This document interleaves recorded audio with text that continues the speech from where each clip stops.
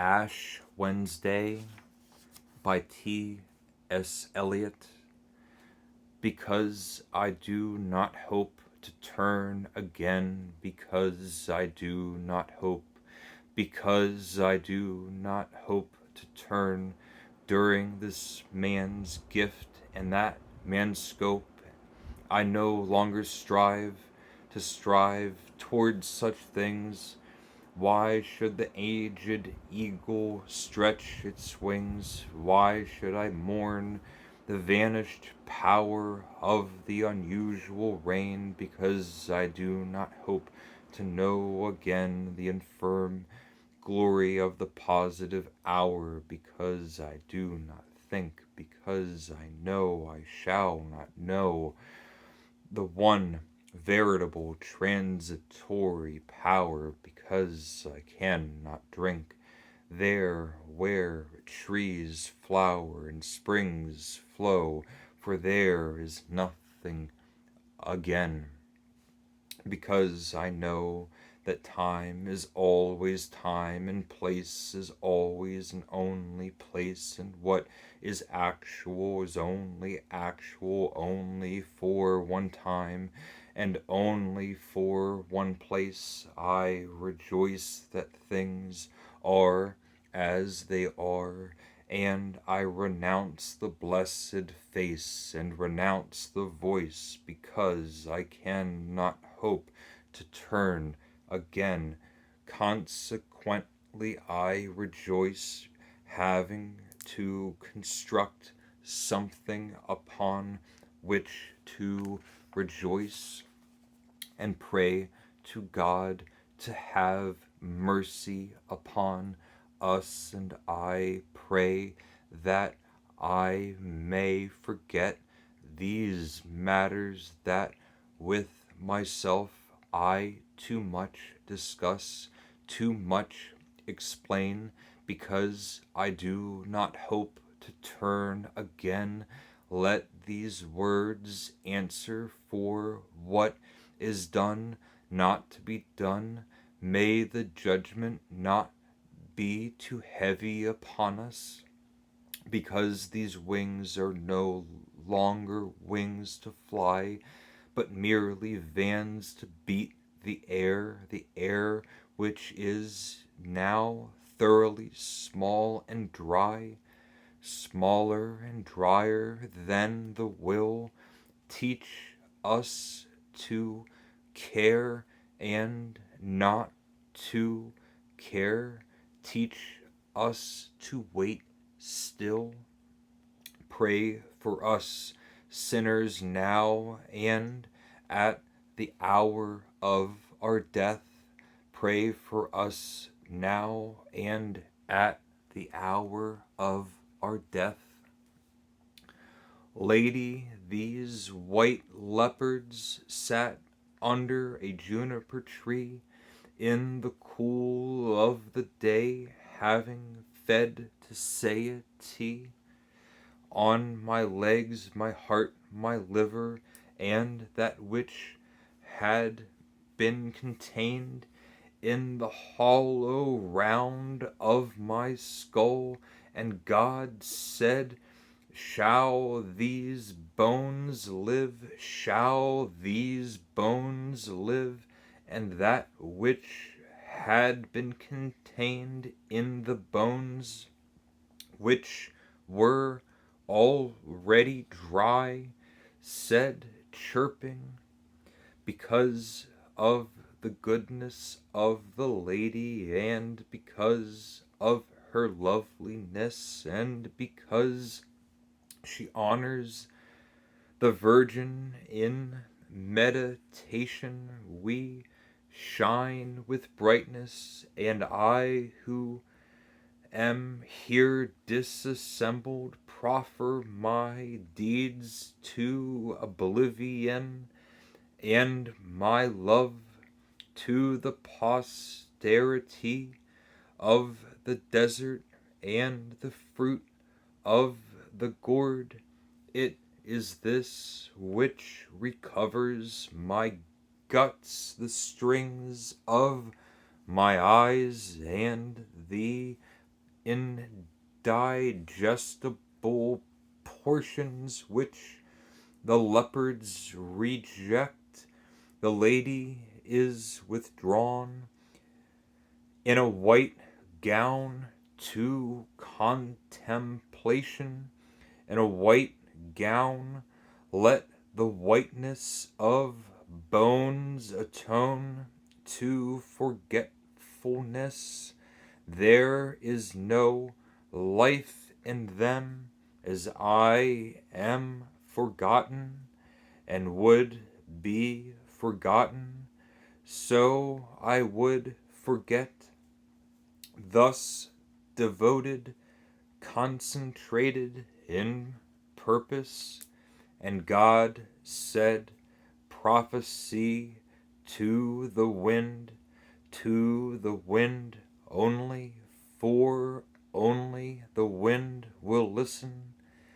And the bones sang, chirping, with the burden of the grasshopper, saying, Lady of silence, calm and distressed, turn and most whole, rose of memory, rose of forgetfulness, exhausted and life-giving, worried, reposeful, the single rose is now the garden where all love's end terminate, torment of love unsatisfied, the greater torment of love satisfied, end of the endless journey to no end, conclusion of all that is inconclusionable, speech without word and word of no speech, grace to the mother for the garden where all love ends. Under a juniper tree, the bones sang, scattered and shining. We are all glad to be scattered. We did little good to each other under a tree in the cool of the day, with the blessing of sand, forgetting themselves and each other, united in the quiet of the desert. This is the land which ye shall divide by lot, and neither division nor unity matters. This is the land. We have our inheritance. At the first turning of the second stair, I turned and saw below the same shape twisted on the banister, under the vapor and the fetid air, struggling with the devil of the stairs, who wears the deceitful face of hope and of despair. At the second turning of the second stair, I left them twisting, turning below. There were no more faces, and the stair was dark, damp, jagged, like an old man's mouth driveling beyond repair, or the toothed gullet of an aged shark. At the first turning of the third stair was a slotted window bellied like the fig's fruit, and beyond the hawthorn blossom and a pasture scene, the broad-backed figure dressed in blue and green enchanted the Maytime with an antique flute. Blown hair is sweet, brown hair, the mouth blown, lilac and black hair. Distraction, music of the flute, stops and steps of the mind over the third stair. Fading, fading, strength beyond hope and despair, climbing the third stair. Lord, I am not worthy, Lord, I am not worthy, but speak the word only. Who walked between the violet and the violet? Who walked between the various ranks of varied green, going in white and blue and mother's color, talking of trivial things, in ignorance and in knowledge of eternal dollar, who moved among the others as they walked, who then made strong the fountains and made fresh the springs, made cool the dry rock and made firm the sand, in blue of larkspur, blue of Mother Mary's color, Savignas vos. Here are the years that walk between, bearing away the fiddles and the flutes, restoring one who moves in time between sleeping and waking, wearing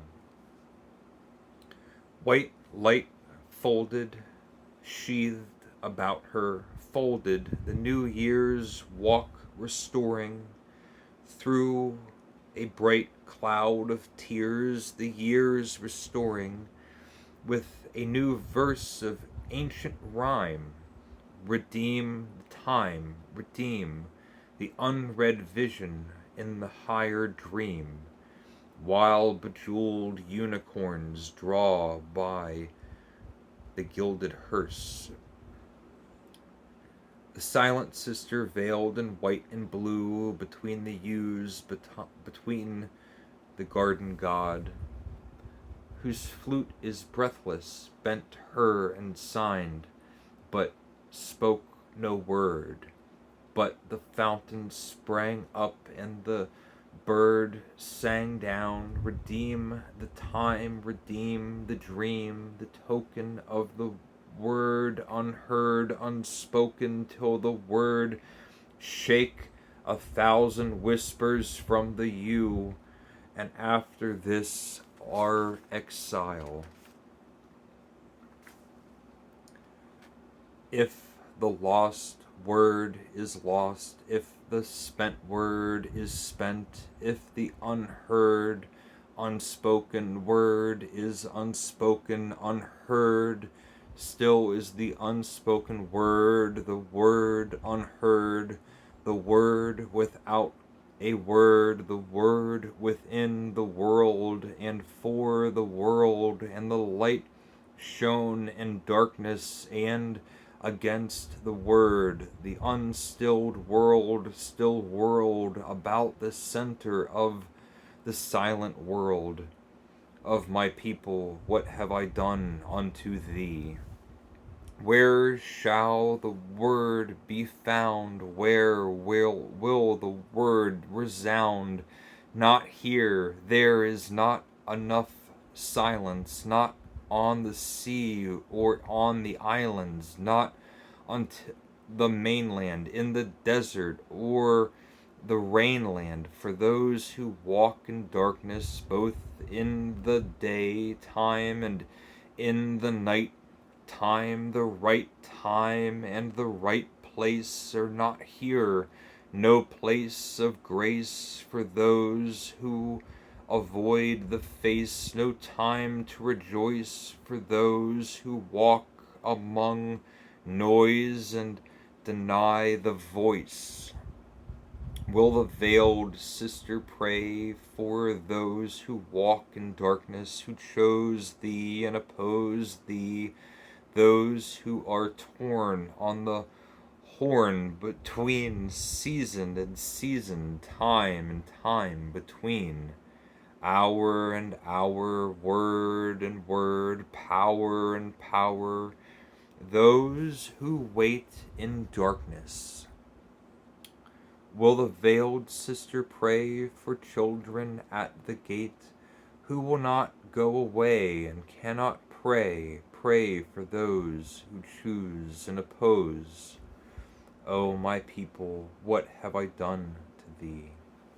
Will the veiled sister between the slender yew trees pray for those who offend her and are terrified and cannot surrender and affirm before the world and deny between the rocks and the last desert between the last blue rocks, the desert in the garden in the desert of drought, spitting from the mouth the withered apple seed? O my people, although I do not hope to turn again, although I do not hope